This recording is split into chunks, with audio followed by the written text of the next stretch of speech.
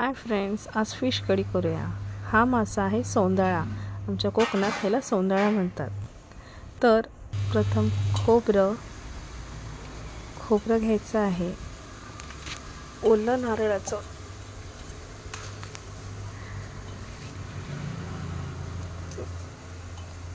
चिंच घ्यायची आहे। तुम्हाला जेवढं आंबट हवं असेल तेवढं तुम्ही घेऊ शकता।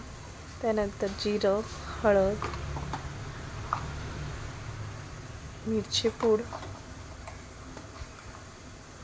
आणि धना पूड आणि आमचा फिश मालवणी मसाला जो आम्ही घरी बनवतो। त्यामध्ये तुम्ही लसणाच्या 4-5 पाकळ्या, एक कांदा आणि एक टोमॅटो असं घालून आपण ते मिक्सरला लावून घेऊयात। त्यानंतर ही पेस्ट एका भांड्यात घालायची आहे। ज्या भांड्यात तुम्ही कढी करणार आहे त्या मी मस्त मडक्यामध्ये करते। याच्यामध्ये शिमला मिर्च, मिरची आणि टोमॅटो हे घालून त्याला छान अशी उकळी येऊ द्या।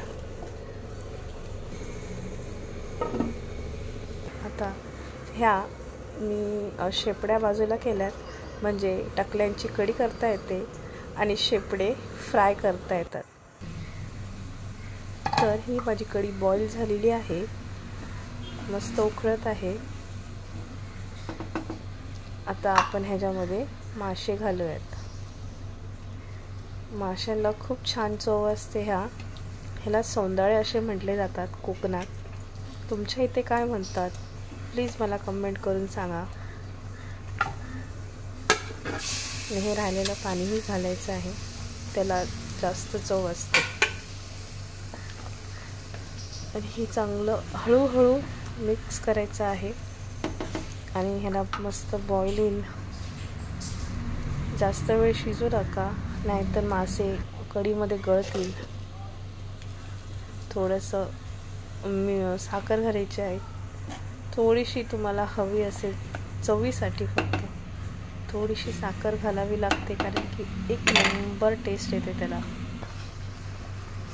आता कढी बॉईल झाली आहे, कोथिंबीर घालून घ्यायची मस्त। हवे तेवढी तुम्ही कोथिंबीर घाला आणि हळूहळू मिक्स करा, नाहीतर मासे तुटतील। मासे नाजूक असतात, नाहीतर मग कढीमध्ये सगळे काटे होतील। आता माझी कढी तयार आहे बघा। मस्त भाजलेला मासा, कढी आणि भात। तुम्ही पण नक्कीच ही रेसिपी करून बघा। माझ्या मुलीला तर जाम आवडते माशाची कढी। तर तुम्हाला माझी ही रेसिपी आवडली असेल तर प्लीज मला लाईक, शेअर आणि सबस्क्राईब करायला विसरू नका। धन्यवाद।